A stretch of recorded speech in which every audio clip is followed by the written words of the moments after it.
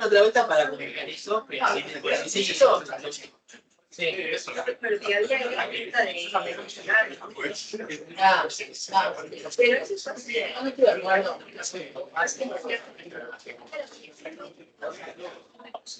Las cosas sí, las cosas pero más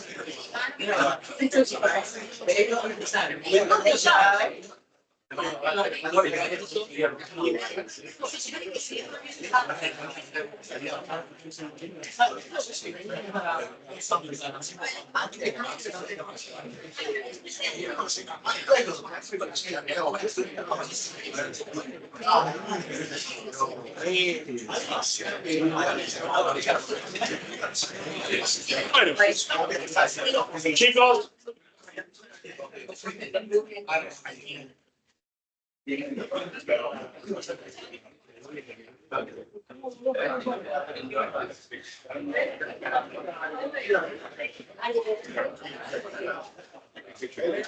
Bueno, estamos volviendo. A ver, hasta acá más o menos se viene entendiendo. Muy rápido, muy lento. No entiendo nada. ¿Vamos bien? Bueno. Ahora puntualmente nos vamos a empezar a ver dentro del detalle de la estructura cristalina. Fundamentalmente nos vamos a enfocar en los metales. Si bien, como yo le decía al principio, los cerámicos o incluso algunos polímeros pueden llegar a tener o formar estructuras cristalinas, el estudio nosotros lo vamos a enfocar para los metales, ¿sí? Más que nada porque es a lo que le vamos a dedicar la mayor parte de la materia. Como concepto, lo que más me interesa que tengan de esta primera división entre un material que forma una estructura cristalina y un material que no, es, si la estructura no es cristalina, decimos que es amorfa, ¿no? Es decir, no tiene una forma o una geometría en el espacio fácilmente reconocible, si no hay un patrón que se repita con la ubicación de los átomos del material. Cuanto más amorfa tiende a ser la estructura, lo que va a pasar es que el material va a ser más transparente. El ejemplo típico es un vidrio que tiene una estructura completamente amorfa, es decir, no forma ningún tipo de estructura cristalina, entonces yo puedo ver a través de un vidrio, básicamente porque cuando la luz le impacta, no hay una dirección que quede particularmente bloqueada, sino que es más aleatoria la distribución interna de los átomos, ¿sí? Pero más allá de eso, en cuanto a esta primera división, no nos interesa. Lo que sí nos interesa es meternos a estudiar cómo pueden formarse estas estructuras cristalinas.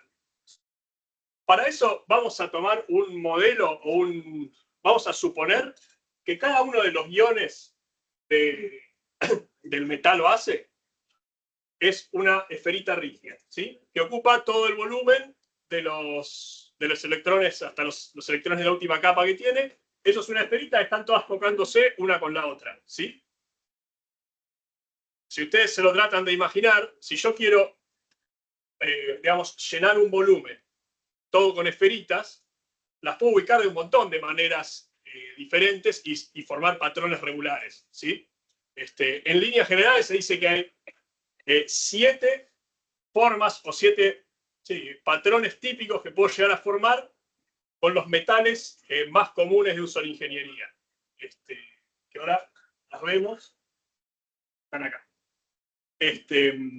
Bueno, particularmente nos van a interesar 3, que son las que tienen, les diría, el 99% de los metales que nos vamos a encontrar: los aluminios, los aluminios, las aleaciones de hierro, las aleaciones de cobre, de titanio, todas caen dentro de una de esas 3 grupos de estructura cristalina. ¿Sí? La estructura cristalina, si vamos a la tabla periódica, en la tabla periódica, en cada uno de los cuadraditos que identifican el material, no solo vemos la valencia y demás del material, sino que además en el cuadradito que identifica el material vamos a ver siempre la tabla periódica dice FCC, FCC, hexagonal. Entonces la estructura cristalina ya no figura en la tabla periódica, ¿sí? Si ustedes lo piensan, ¿cuál sería la forma más sencilla en la que yo podría ordenar un montón de esferitas para ocupar un volumen?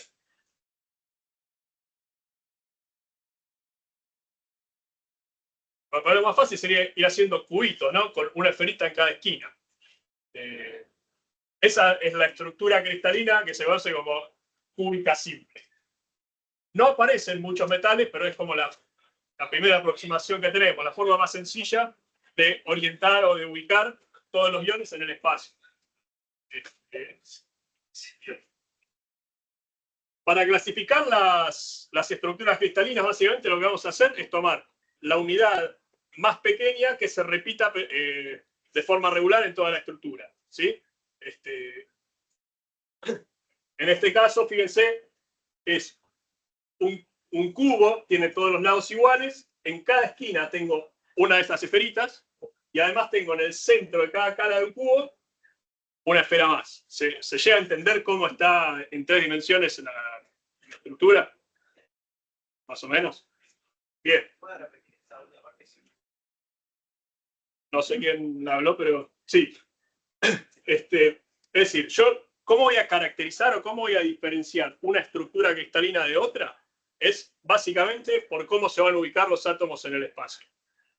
La forma más simple de ubicarlos sería hacer un cubito con todos sus lados iguales, con todos los ángulos 90 grados. Este lado mide A, este lado mide A, y falta. Claro, sería alto, ancho y ancho. Bueno, entonces, Es un cubito perfecto. un cubito perfecto con todos los lados iguales. Donde en cada esquina tengo una esferita que se está tocando así en 4 puntos, una con otra. Esta sería como la forma más sencilla. Yo a partir de acá puedo empezar a jugar, como está en ese caso de ahí, es el mismo cubito, pero tengo un átomo metido en el centro de cada cara. Esta estructura, no sé si lo hice por ahí, es la cúbica de caras centradas, o cúbica centrada en las caras. A partir de esta celdita unitaria o ladrillo básico que yo elijo para identificar a la red cristalina, puedo obtener lo que llamamos los parámetros de red, que ¿qué son? Básicamente son los 3 largos que puede tener, acá es ABC, si el caso es un cubo, son los 3 iguales, y los 3 ángulos que puede tener cada una de las caras respecto de la otra, alfa, beta y gamma. En este caso, si es un cubo, todos 90 grados. ¿Se entiende eso? Bien. Estas serían las 7 sistemas cristalinos más comunes en todos los materiales. Desde un cúbico, cúbico con sus variantes simple, centrado en las caras y centrado en el cuerpo, que ahora vemos, hexagonal, tetragonal, bueno, y de distintas formas. Nosotros nos vamos a centrar en tres, como les decía, que son acá, estos tres que son los más comunes en todos los metales que uno puede llegar a encontrar así de uso habitual en ingeniería. Cúbico centrado en el cuerpo, cúbico centrado en las caras y hexagonal compacto. A ver, para que se entienda bien cómo está formado cada uno. Este es un cubito simple, todos los lados son iguales, todos los ángulos son 90 grados y tiene en el centro del cubo un átomo completo ubicado, centrado, tocándose en un punto con cada con este átomo del centro. En cada esquina hay un átomo más y esto se repite en toda la estructura. Se llega a ver cómo es sencillo. El centrado en las caras, lo mismo es el que vimos recién, pero en cada cara tengo un átomo ubicado. Uno acá, uno acá, uno arriba, uno abajo, uno atrás, uno de acá. ¿Sí? Y el hexagonal, bueno, es un poco más complejo, pero es básicamente una forma, es un hexágono que tiene un átomo centrado arriba, un átomo centrado abajo, y en el centro quedan como tres ubicados equidistantes entre sí. Se llama hexagonal compacto justamente porque tiene estos tres del centro. Si no los tuviera, sería un hexagonal simple. ¿Sí? Estos tres son los más comunes en la mayoría de los metales. Para que se vayan familiarizando, el hierro a baja temperatura, digamos, tiene una estructura centrada de este tipo. El hierro a alta temperatura tiene una estructura de este tipo. Y esto, por ejemplo, el titanio tiene una estructura de este tipo. Los metales más comunes caen casi siempre en una de estas tres. ¿Sí? Esto lo vamos a ver medio por encima. Antes lo hagamos con mucha más profundidad. No tiene tampoco mucho sentido ahondar mucho en esto. Más que nada para que ustedes conozcan el concepto de cómo se clasifican o cómo yo puedo parametrizar las dimensiones y la forma que tiene cada una de estas celditas cristalinas y cómo puedo identificar yo dentro de una celdita unitaria un átomo, un plano o una dirección. Lo que se usan son los que se conocen como índice de Miller, donde yo puedo identificar justamente un punto, o sea, un átomo en particular. El sistema o cómo se hace es muy simple, son tres números que básicamente me están indicando en X, en Y y en Z a dónde está ubicado el punto que yo quiero. Este punto, por ejemplo, está 1 en X, 0 en Z, 0 en Y. Entonces el 1, 0, 0. ¿Sí? Si se indican así, separado con coma, me estoy refiriendo a un punto en el espacio. Es muy sencillo.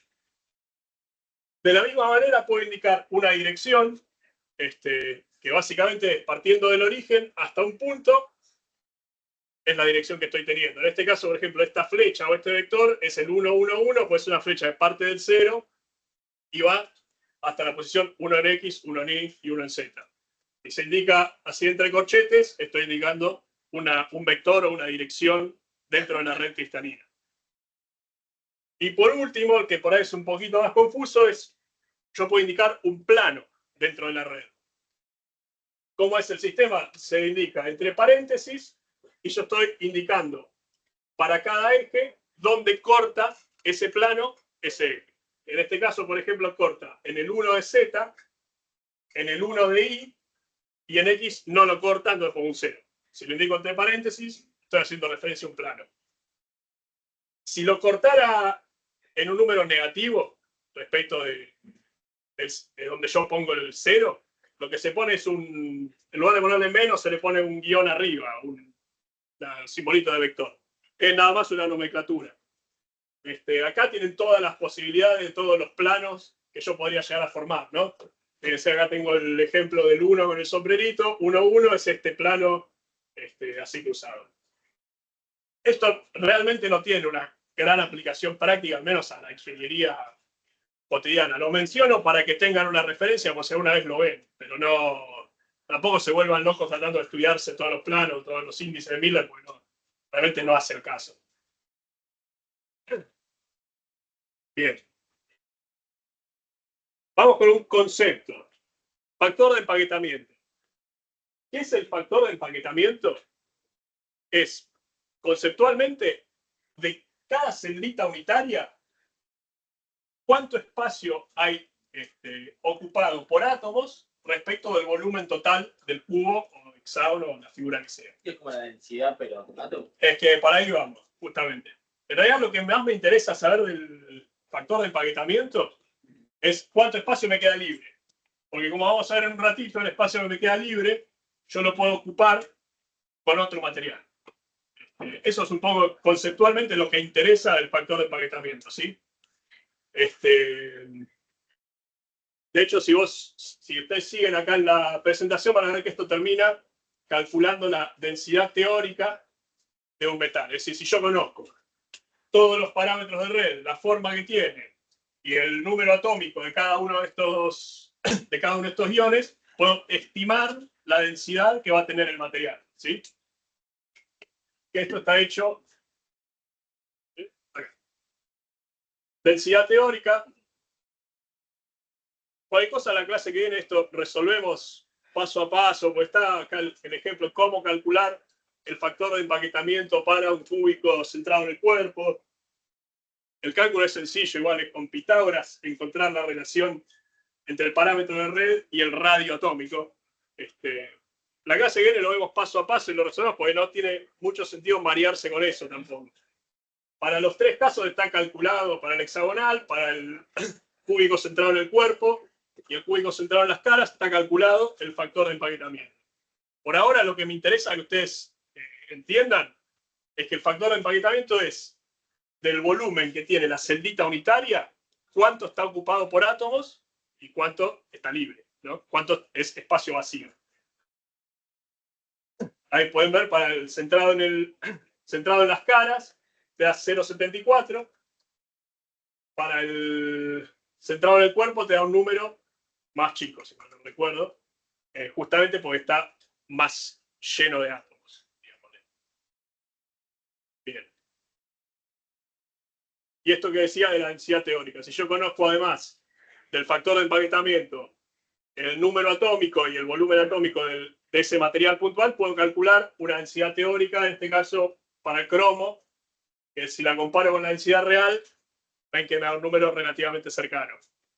Lo mismo, no es de gran aplicación práctica esto porque, ya les dije, si yo agarro un pedazo de cromo, no es una estructura cristalina perfecta. Va a tener borde de grano, esto no se cumple, va a tener impurezas, un montón de cosas que al fin y al cabo me afectan la densidad, ¿sí?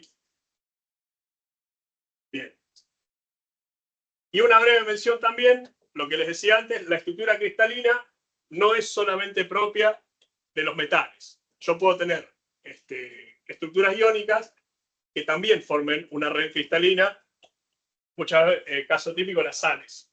Suelen también formar agrupaciones regulares, normalmente mucho más complejas que las tres estas que vimos en los metales. Ahí está el cloruro de sodio, por ejemplo, fíjense que forma una red bastante más compleja en el espacio.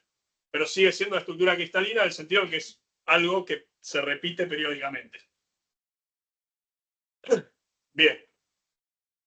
Y esto es una mención de cómo se hace, decir, hoy cuando empezamos yo les dije, esto en un microscopio no lo puedo ver, a menos hasta que se inventó el microscopio de barrido electrónico yo no podía ver la estructura cristalina, e incluso hoy con la invención del microscopio tampoco puedo ir y medirla o ir y verla en 3 dimensiones. Entonces ahí la pregunta es, bueno, ¿cómo hago para saberlo? Lo que se usa es un experimento que aplica la ley de Bragg, que lo que yo al fin y al cabo quiero ver es cuánto se deforma un rayo láser o un haz de electrones que hago incidir contra un plano del material. Esto, si agarran el Callister, está el experimento descrito paso a paso, se va haciendo girar un haz de electrones, porque yo justamente tengo que saber con qué ángulo estoy pegando, no contra la superficie del metal, sino contra la superficie de la red cristalina, ¿no? Que no estar orientada perfecto, o sea, perpendicular al metal. Midiendo cómo difracta o cómo varía la longitud de onda, puedo saber los parámetros de red que tengo. Solo conceptualmente, esto no para que se lo entienda o que se lo sepan de memoria, solo para que tengan la idea o el concepto de cómo se hace para determinar justamente todos estos parámetros. Me interesa ir primero a esto, y después a la parte de efectos sin cristales. Por ahora yo les dije, un metal forma redes cristalinas, dependiendo del metal que sea, va a formar un tipo de red cristalina. Es decir, normalmente o hexagonal compacta, o cúbica centrada en las caras, o cúbica centrada en el cuerpo. ¿Qué es la alotropía? Es justamente la capacidad que tienen algunos metales de variar su estructura cristalina en la medida que varía, ya sea la temperatura o la presión. Como hoy empecé nombrando uno, no sé de cuál. Ya nos dijo uno. Hierro.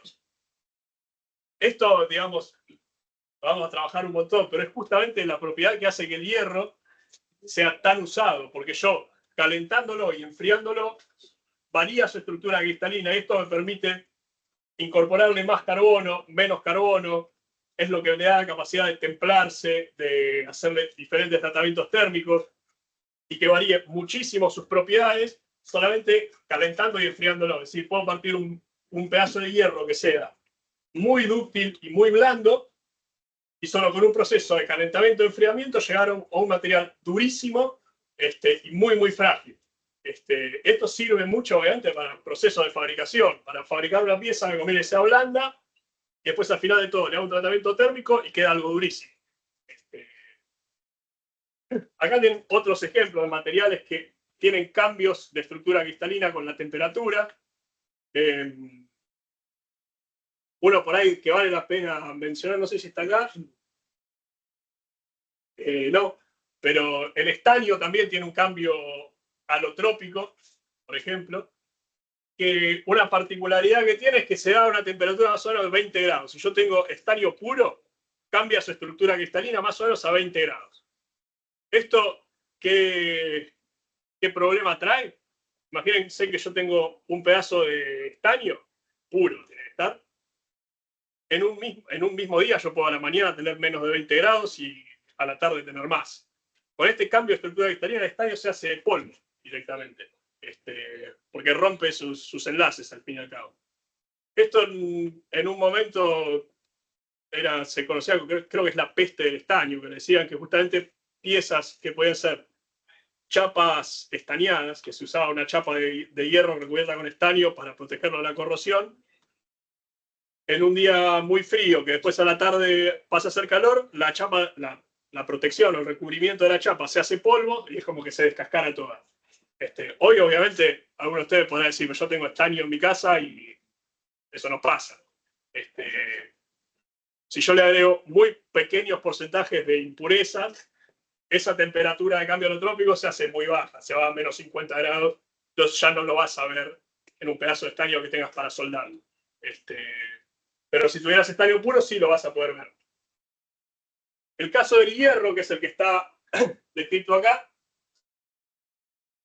desde temperatura ambiente o 0 grados hasta 788, tiene la estructura cúbica centrada en el cuerpo, ¿sí? Que era el cuadradito con un átomo en el centro, o el cubito con un átomo en el medio.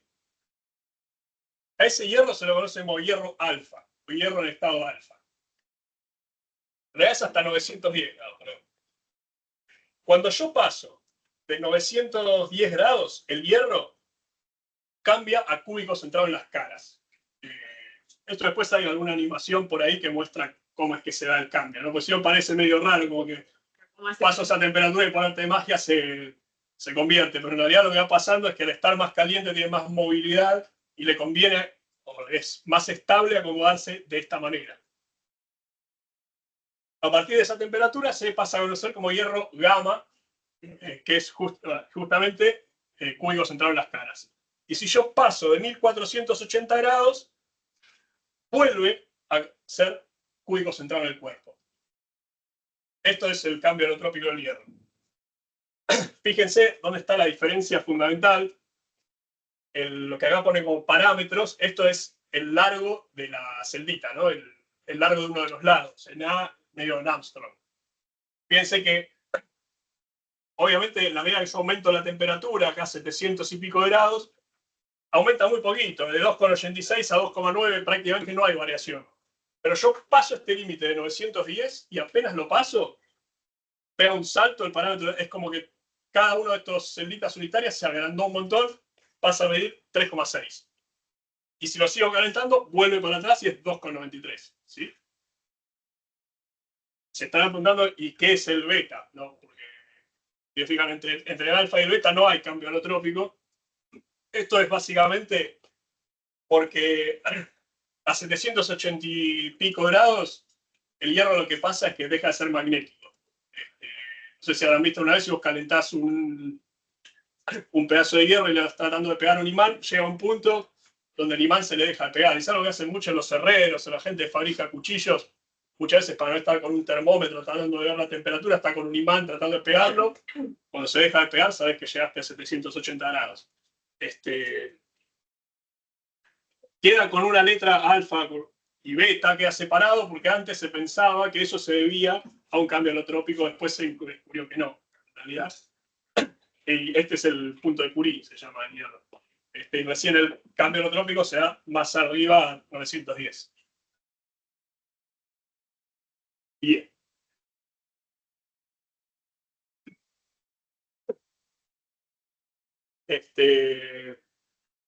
Dato no menor, el cambio alotrópico no solamente se puede dar por cambio de temperatura, sino también se puede dar por cambio de presión. Lo que pasa es que esto es algo muy similar al diagrama del agua, si lo ven.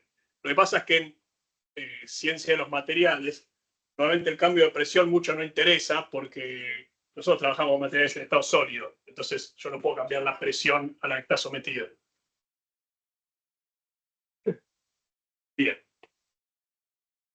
Y ahora volvemos a la misma pregunta que yo les había hecho al principio. Si yo agarro un pedazo de un metal cualquiera y me empiezo a ver a nivel microscopio y quiero ver la estructura cristalina, ¿va a ser toda perfecta la estructura cristalina? Ya dijimos que no. En movida va a tener bordes de grano que se formaban por la solidificación. Ahora, si yo me meto dentro de un grano de material, donde está todo ordenado perfectamente, ¿voy a encontrar una estructura cristalina así perfecta?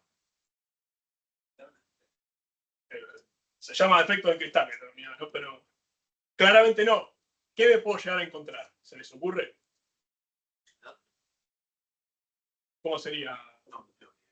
Que no esté perfectamente centrado en el centro de la cara, por ejemplo. Bueno, podría llegar a ser. Lo que yo puedo encontrar es que la red cristalina, esto que habíamos buscado al principio, de todos los átomos ordenados así, puede llegar a estar deformada por diferentes motivos que ahora vamos a ver. Y lo que más nos interesa, más allá de cómo puede estar deformado, qué tipo de efecto puede aparecer, porque a ver, hay un montón de tipos de efectos. Lo que más nos interesa es cómo cada uno de estos efectos nos incide en las propiedades mecánicas o en las propiedades finales que va a tener el material. Uno ya lo mencionamos, que es el borde de grano. El borde de grano es un defecto cristalino, ¿sí? ¿Y cómo incidían las propiedades mecánicas? Lo hacía más resistente. A más borde de grano, en líneas generales, tengo más resistencia. Y ahora yo les pregunto, más borde de grano, ¿el material va a ser mejor conductor o menor conductor? ¿Qué se imaginan? Peor conductor, térmico y eléctrico. ¿Y va a ser más fácil de deformar o más difícil de deformar? Más difícil de deformar. O, digamos, ¿qué quiere decir más difícil de deformar? Él dijo menos dúctil, pero vos. No, por la estructura. Con menor borde de grano va a ser más difícil. Y en cuanto al proceso de fabricación en sí, ¿qué me quiere decir? Vamos a suponer, yo quiero fabricar una chapa, ¿no? Parto de una palanquilla, así, un pedazo de hierro grueso, así, de este ancho, y lo tengo que pasar por un tren de laminación para ir haciéndolo progresivamente más finito. Puede ser una chapa o puede ser lo mismo, quiero fabricar un alambre de cobre para hacer un cable. Entonces parto de un alambrón grueso, no sé, 1 pulgada, 1,5 pulgadas de diámetro, una pulgada, y yo quiero llegar a un alambrecito como el que tiene un cable adentro, no sé qué diámetro tiene, pero 0,5 menos. 2,5 todo el cable capaz, pero cada uno de los filamentos de cobre, muy finito. Lo voy pasando por un tren de laminación o por si es un cable por una trefila, si es una chapa por un tren de laminación, ¿no? Estos serían 2 rodillos que lo van aplanando. Si es un proceso de un cable, esto es como una especie de bujecito de esta forma por donde el cable pasa y sale una sección más chica. No por arranque de viruta, así yo no le saco material, sino que lo voy deformando. Vamos a poner este caso. Entonces se va a hacer más finito acá. Después acá tengo 2 ruedas más cerca todavía. Sale así. Bueno, hasta que llego al diámetro que quiero. En esta parte de acá yo tengo exageradamente tengo un tamaño de grano así, ¿no? Ahora, cuando lo paso por el tren de laminación, obviamente estos granos se van a deformar todos de la misma manera que se deforma el material. Va a quedar seguramente una cosa de este tipo. Granos más chicos, más deformados. ¿Qué pasa si yo lo quiero seguir deformando más? De ahí partimos. ¿Qué quiere decir más difícil? Que cada vez cuesta más conseguir quitar por lo menos. O sea, estas 2 ruedas tienen que hacer mucha más fuerza, así que la potencia que me va a consumir acá va a ser mucho más alta para conseguir la misma achicamiento de sección, ¿no? Y además, si yo lo deformo mucho, ¿qué me puede pasar? Que se me quiebre. Llega un punto donde yo, de hecho, no lo puedo seguir deformando. Si lo quiero seguir deformando, se va a empezar a rajar el material. Ya sea un alambre o una chapa o lo que sea que yo le esté tratando de dar forma. Quiero hacer, no sé, una bacha de cocina, ¿vieron? De esta inoxidable que viene toda la bacha y está embutida así. Si yo solo quiero hacer de en una sola deformación, probablemente la chapa la rompa antes de poder darle toda esa altura. ¿Qué se les ocurre que puedo hacer para que esto no pase? Lo que vimos al principio, si yo acá en el medio, esto, lo caliento, ¿qué pasa? Regenero estos granos y recupero la ductilidad que perdí, ¿no? Entonces fíjense cómo yo, sabiendo cómo el borde de grano me afecta a las propiedades, puedo ir variándolas como me convenga, para poder llegar a una deformación muy grande, por ejemplo. ¿Se entendió eso? Bien. Vamos con los demás defectos en cristales que puedo tener. Lo vamos a clasificar en 3 tipos, que va a ser puntuales, lineales o volumétricos. Un defecto de borde de grano, normalmente se dice que es volumétrico, es decir, es un defecto que está en todo el volumen del material. Vamos con lo más sencillo de todo, que serían los puntuales.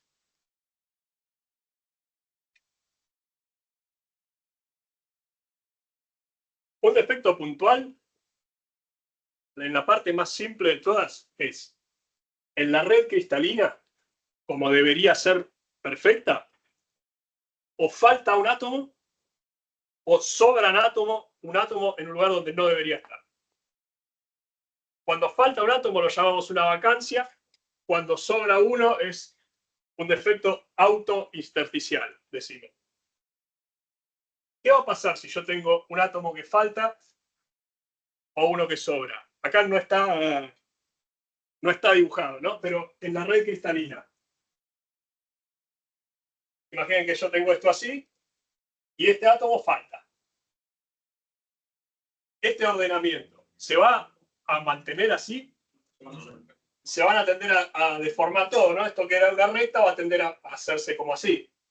Porque justamente eran resortitos que estaban uniéndolos, esto se va a tender a deformar todo.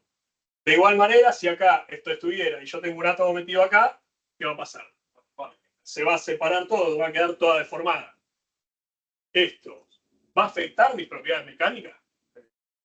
Seguro.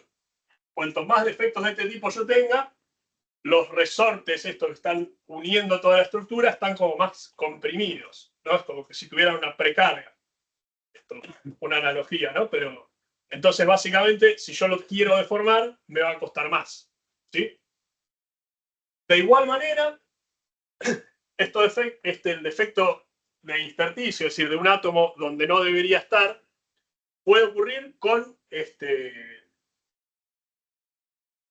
un átomo de otro material. Es decir, no el mismo material que forma la red, sino otro. Primera definición o concepto sobre esto: si ese átomo yo lo agregué a propósito, es un elemento de aleación. Si ese átomo está ahí, pero porque no le pude sacar, es una impureza, ¿sí? Cualquier norma de un material, de un acero, un aluminio, lo que quieran que ustedes agarren, les va a decir siempre los porcentajes de la composición química del material. Y ustedes van a ver que si les dice, no sé, un hierro te va a decir, no sé, 99,9% en un acero. Y es un hierro aliado con cromo. Y te dice cromo, mínimo 0,5%, máximo 1%. ¿Esto qué es? ¿Una aleación o una impureza? ¿Por qué? Parámetro de lo que podría haber. Iba por ahí la pregunta, pero en realidad es, si me dice un mínimo y un máximo, es un elemento de aleación. Si me dice solo el máximo, es una impureza. Es decir, de esto no te pases. Puedes tener lo que quieras, pero no más de esto. Si me dice tiene que estar entre tanto y tanto, es un elemento de aleación. Es algo que a propósito estoy agregando por cómo modifica las propiedades del material, ¿sí? Nunca vamos a encontrar el material puro. Siempre va a haber alguna impureza o algún porcentaje aliado. De hecho, las aleaciones se usan y son recontra usadas porque yo puedo hacer variar las propiedades mecánicas de un material, las puedo triplicar con muy pequeños porcentajes de elementos de aleación. Un hierro puro, por ahí resiste, no sé, 100 megapascales a la tracción, ¿sí? Un hierro con un 0,08% de carbono, es decir, prácticamente nada. Si yo no quiero buscar ese porcentaje de carbono, no lo encuentro, resiste por ahí 260 megapascales a la tracción. Es una variación enorme que hace. Esto se usa en todos los metales. No sé, un anillo de oro, así, billutería de oro, normalmente se hace de oro puro. Se hace aleado. ¿Por qué? Es muy. No es duro, no es dúctil. Si yo agarro un anillo de oro puro, digamos 24 quilates, que sería oro, solamente oro, lo aplasto así con los dedos. Si yo le hago un 18 quilates, donde le agregué 18 dividido 24, te da el porcentaje de elementos de aleación que le agregué, casi prácticamente triplica su resistencia a la tracción. Entonces ya tengo algo que no se deforma. Lo mismo con la plata. La plata que se usa para hacer billutería y para hacer anillos no es plata pura. La famosa plata 925 es, o 9... Sí, 925. 925 tiene, no sé cómo es el porcentaje que indica el 925, pero normalmente está aliada con cobre o aliada con níquel, justamente para, teniendo muy pequeñas cantidades de átomos de otro material metidos en la red cristalina, aumento enormemente las propiedades mecánicas, ¿sí? Dependiendo de cómo sea la relación de diámetros, es decir, si los diámetros son similares, lo que va a pasar es que uno de los átomos de la impureza o de la aleación va a reemplazar en la red cristalina a otro, es decir, va a estar ocupando el lugar de uno de los átomos. En ese caso decimos que es sustitucional, sustituye a otro átomo. Si es mucho más chiquitito que los átomos de la red cristalina, digo que es intersticial, justamente está metido en los huequitos que quedan libres en la red cristalina. Y estos huequitos son los intersticios de la red. Acá es donde empieza a tener importancia la forma en la que está distribuida esta red. Justamente el factor de empaquetamiento. Un factor de empaquetamiento más grande quiere decir que me queda mucho menos intersticio. Entonces hay mucho menos lugar a donde se pueden meter las impurezas o los elementos de aleación. ¿Sí? Si ustedes ya se van adelantando un poco, pueden ver que justamente en el hierro, la gran ventaja que tiene es que si yo lo caliento, cambia su estructura cristalina, entonces yo a más alta temperatura le puedo meter muchísimo más elementos de aleación y después enfriarlo para que lo retenga. Que es lo que hago con un temple. Lo caliento, le meto elementos de aleación y lo enfrío muy rápido. Cuando lo enfrío, no doy tiempo a que salgan y me queda un material mucho más duro. ¿Sí? Esto después lo vamos a volver a ver cuando hagamos tratamientos térmicos, pero para que ustedes vayan viendo la utilidad de esto, digamos, a dónde apuntamos con esta explicación. Bueno, acá esto es una forma en la que yo puedo estimar la cantidad de vacancias que va a haber en una determinada red cristalina. Acá lo importante es que prácticamente todos estos son parámetros del material base. El único parámetro que no es el material es la temperatura. Cuanto más alta sea la temperatura, mayor va a ser la cantidad de vacancias que puedo tener en la red cristalina. No mucho más que eso. Esto sí es relativamente importante. ¿Qué me determina cómo va a aparecer el elemento de aleación barra impureza? Si va a aparecer de forma sustitucional o intersticial. Son estas 4 reglas, que son las reglas de solubilidad. Lo que me dicen es, para que haya o para que se dé el caso sustitucional, la diferencia de diámetro atómico no puede ser mayor a un 15%. ¿Sí? Si es mucho más grande uno que el otro, no va a quedar incorporado reemplazando a un átomo, sino que más bien va a quedar como metido en el medio deformando toda la red. Pero no va a estar incorporado en la red cristalina. Después, estructura cristalina, en líneas generales tienen que tener la misma para que esto ocurra. Es decir, si esta red es cúbica centrada en el cuerpo, yo no le puedo incorporar átomos así al azar que sean hexagonales compactos. Tienen que tener la misma estructura cristalina para que esto pueda ocurrir. Si no, no van a tener compatibilidad. Y estos 2 puntos, electronegatividad y valencia, lo que quiere decir es tienen que tener similar electronegatividad y similar valencia. ¿Por qué? Pues si estos números son distintos, ¿qué va a pasar cuando yo quiera meter este átomo acá? ¿Les ocurre? Si yo tengo... ¿alguien lo dijo por ahí? ¿Lo van a repeler? No. Se va a formar una unión de otro tipo. Es decir, en lugar de formarse una unión unión metálica, se me va a formar una unión iónica y se me va a formar un bimetal, por ejemplo. Entonces, para que esto ocurra, se tienen que cumplir estas 4 reglas. Ahí las ponen como reglas de solubilidad, pueden las encuentren como reglas de Hume, de Rote. Es decir, con Y o con I latina, pero... Bien. Esto que está acá, después véanlo con detalle. Básicamente lo que está haciendo es calculando para distintos tipos de estructura cristalina. Acá la FCC, después está la BCC. El volumen libre, es decir, el volumen intersticial que queda, que es factible de ser ocupado. Y ahí lo que les va a querer mostrar es que justamente en el FCC queda mucho más espacio para ser ocupado por elementos de forma intersticial.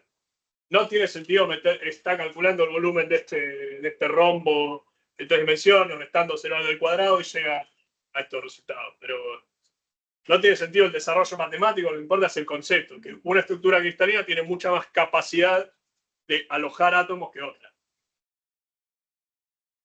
Bien. Esos son los defectos que pueden aparecer en una red cristalina que llamamos puntuales.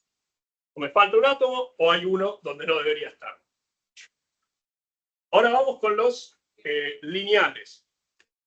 Que estos ya no dependen de un material externo que yo esté agregando. Es decir, no son una impureza o un elemento de aleación, sino que son algo propio de la red cristalina. ¿Sí?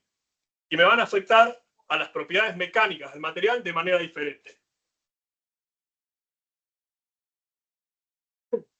para que se entienda cómo es este defecto, la red normal estaría toda ordenada perfecta y acá lo que hay es todo un plano de átomos que está metido donde no debería. No sé si llegan a entender cómo es la idea. Si no, hay una fotito por acá, esta, que es muy parecida a lo que pasa con este choclo. Tiene todos los ordenamientos de todos los granitos, está perfecto, perfecto, perfecto, perfecto, y en un momento es como que hay un plano acá que está metido donde no debería. Es lo mismo que está pasando con la red cristalina esta. Hay un plano acá que está deformando toda la red. Es como si tuviera un mazo de cartas y le meto una carta. Ahí está. Esto puede ser, se llama de borde helicoidal o mixta, es decir, esto puede ser todo un plano que está perpendicular a toda la red, metido así, o puede ser un plano que está de forma helicoidal, metido todo así en la red, ¿sí? Normalmente lo que pasa es que es mixto, en realidad. Están pasando las dos cosas a la vez. Es una helicoide que está inclinada dentro de la red de alguna manera, pero si yo agarro porciones, lo que veo es esto, ¿sí? Después en realidad hay como 8 formas de clasificar los defectos planares. Conceptualmente causan todos lo mismo, que es este tipo de formación en la red, ¿sí? ¿Cómo me afecta esto? Bueno, acá lo que pone primero notar campos de tracción y compresión, que es las partes de la red. Fíjense, acá quedó como más comprimida y acá abajo quedó como más traccionada, digamos, quedaron más separados que la separación normal que suelen tener, ¿no? ¿Qué va a pasar si yo a esta red así agarro y le aplico una carga de tracción? Así, le empiezo a traccionar igual que decíamos con la otra. ¿Alguno llega a visualizarlo o a imaginárselo? Está la animación por ahí, pero... La resistencia de la tracción de abajo va a ser menor a la de arriba.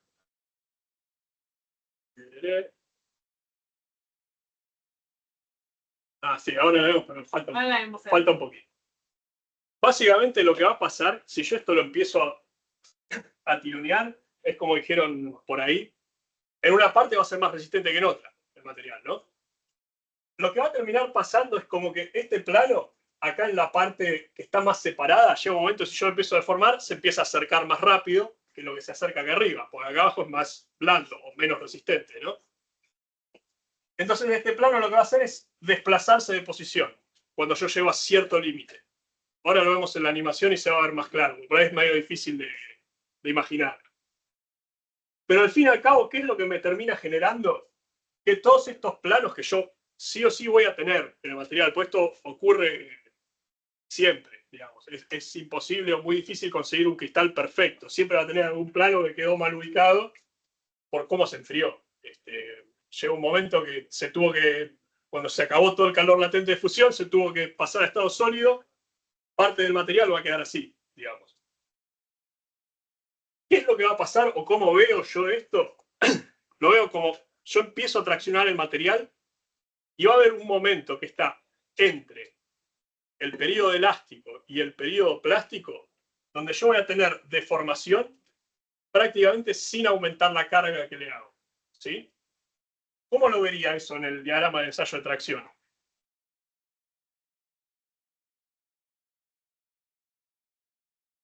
Exactamente. Yo tenía toda la parte elástica, que es, yo esto lo tracciono y lo suelto sin que se mueva nada, es decir, solamente es una pequeña deformación en cada una de estas distancias. Y después tenía un pequeño periodo que era así, ¿no? Ese periodo lo que está pasando justamente son todos esos planos dislocados que se están desplazando de posición. Cuando yo termino de agotar todos los planos dislocados, es decir, hasta dónde se va a desplazar cada uno de estos planos, hasta dónde puede ir.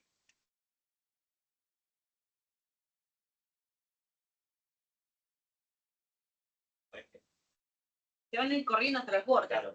Puede llegar hasta el borde del grano, o hasta alguna impureza que haya, o hasta el borde de la pieza. Más lejos que ahí no puede ir. Cuando yo los agoto todos y cuando todos se apilaron en un borde de grano o en el borde de la pieza, es cuando me pasa esto. ¿Sí? Vamos a darle en un video y está súper claro. Sí. Este periodo de acá, ¿alguno sabe cómo se llamaba? ¿Recuerdan? el periodo de fluencia del material. Se llama de fluencia justamente porque es como que fluye yo sin aumentarle la carga. Si yo mantengo la carga estática sin aumentarla nada, y el material se va deformando, ¿sí? No todos los materiales tienen periodo de fluencia. En realidad, eso me debe discutir. Todos los materiales lo tienen, no en todos es fácilmente observable. Depende más que nada de la cantidad de planos dislocados que tenga. Bien. Otro tipo de efecto en cristal es el borde de grano. Ya lo vimos cómo se forma cuando se solidifica el material, cómo afecta las propiedades. Cuanto más borde de grano tengo, más resistencia mecánica, menos ductilidad.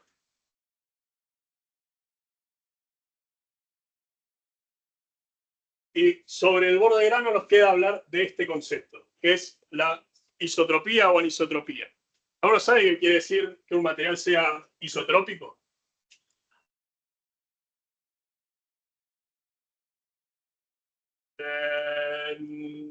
Puede ser, no en este caso. ¿Tiene que ver con la entropía? No, eso es isotrópico.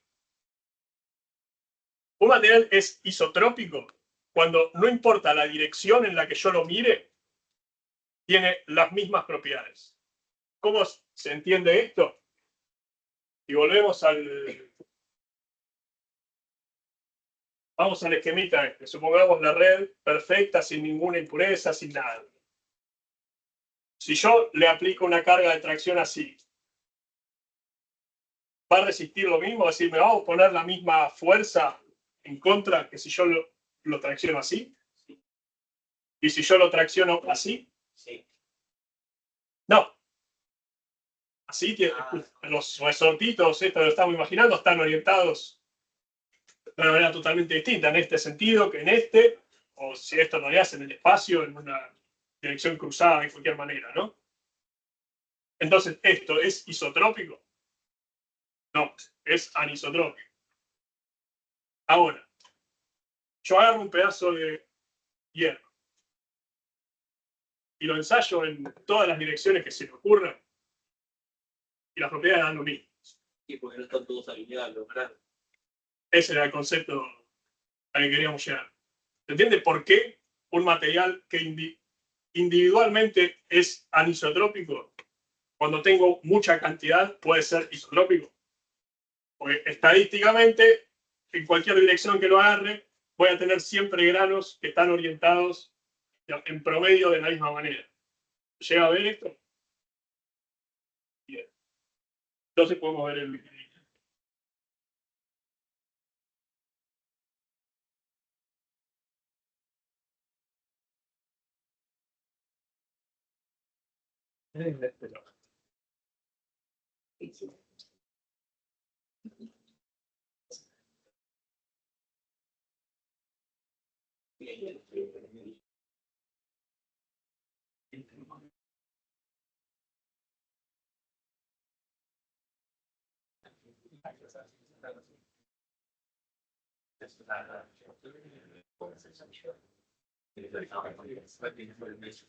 Bueno, ahí lo que tenemos es lo que venimos hablando desde hoy. Yo estoy suponiendo que cada uno de los iones está unido con un resortito, que es lo que me da la fuerza o la resistencia en contra cuando le quiero aplicar una carga.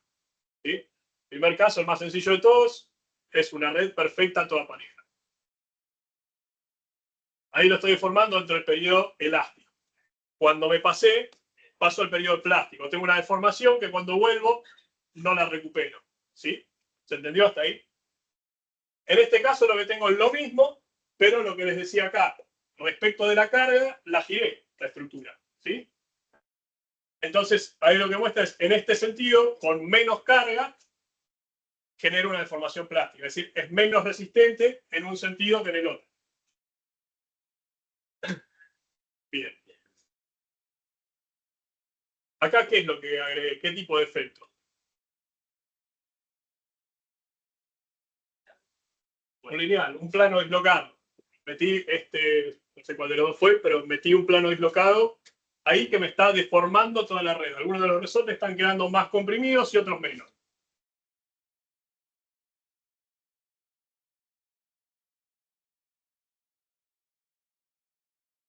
Acá lo que tengo es la misma red, pero tiene, si se fijan, un montón de planos dislocados que están metidos, no sé, uno por acá, hay otro acá, y así. Y ahora le aplico una carga. Cuando yo le aplico una carga, fíjense lo que pasa con los planos dislocados. En la medida que yo me voy acercando al límite elástico, o esta parte donde dejo de tener elasticidad, se van como desplazando hacia afuera, tendiendo a acomodarse, tendiendo a acomodar la red, ¿no? Para que quede sin más planos dislocados. Y por último, el concepto que les mencionaba recién. Si yo tengo un montón de granos con diferentes orientaciones, no importa cómo yo aplique la carga, las propiedades van a ser siempre las mismas o al menos parecidas, independientemente de la dirección. Y esto es un ejemplo de cómo se da la solidificación y por qué se forma el borde de grano. ¿Se entendió eso? Bien. Acá me quedé con una duda del anterior ejemplo. Sí. No del anterior, no del anterior. Hay uno de dislocaciones. ¿De este o del anterior? El anterior. A ver. Ese. Sí. No entendí cuando le agregaron los. Acá tengo dos planos dislocados, ¿no? Tengo este y este. Cuando yo le aplique la carga, lo que va a tender a hacer, los planos se van a tender a ir desplazando hasta que la red quede toda acomodada, digamos, que es lo que trata de mostrar ahí. Esto lo que hace es que la estructura sea más blanda, más fácil de deformar. Si yo con menos carga, estos planos se van desplazando y yo obtengo una deformación. Si yo saco la carga, esa deformación es plástica, es decir, no se recupera. Eso tiene un límite, es decir, hasta que los planos se agotaron todos, hasta que quedaron todos contra el borde de grano, contra el final de la pieza. Cuando yo me quedé sin más planos dislocados, no tengo más periodo de fluencia. Todo esto agregándole una sola carga. Todo esto con una sola carga en alguna dirección, como puede ser un ensayo de tracción, que yo tengo la probeta y la tracciono así. Bien.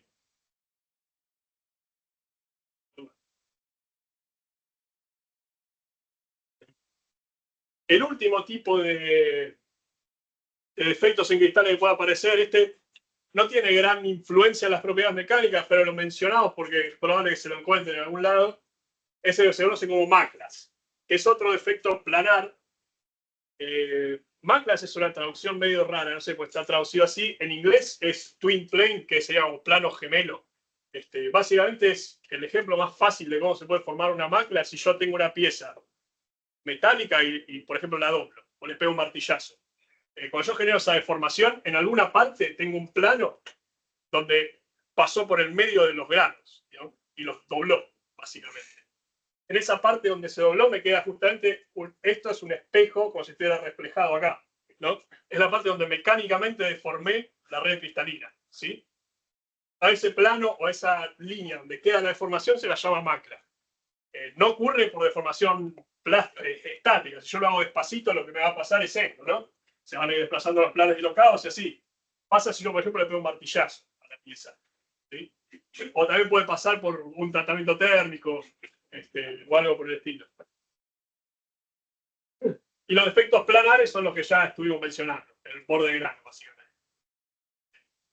Esto es lo que yo les mencionaba antes sobre cómo se mide el tamaño de grano. Acá está la imagen de la ruedita, el muestrario, para poder medir sin tener que andar contando la cantidad de granos que tengo. Esto está estandarizado, es a un determinado momento en un cuadradito de 1 pulgada cuadrada, 1 pulgada por 1 pulgada, cuento la cantidad de granos que tengo y con esta formulita puedo sacar el número de granos o el tamaño de granos, ¿sí?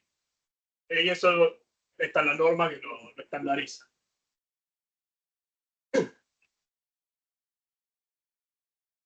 Esto ya lo vimos, que es cómo hago para ver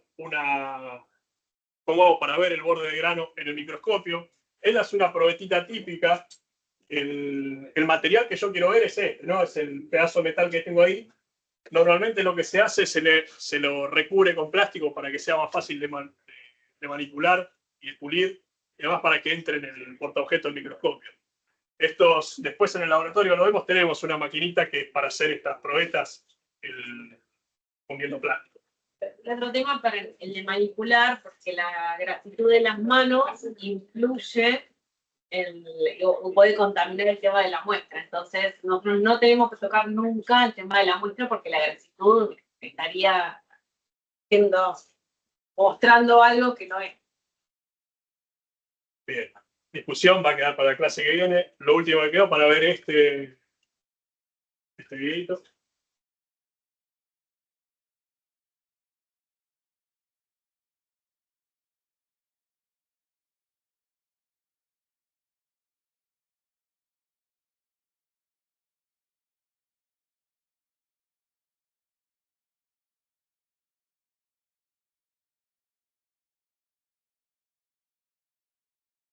¿Qué es esto que decíamos? De cómo con la temperatura los granos pueden ir coalesciendo unos con otros y por eso yo con un aporte térmico de calor consigo crecimiento del tamaño del grano y regenero propiedades para poder seguir deformando.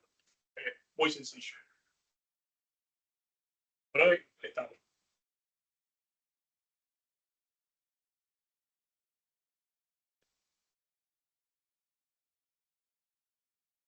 Traten de ir armando, chicos, los grupos para los TP, porque si no es ese sábado, va a ser la clase siguiente. Falta, pero no falta nada.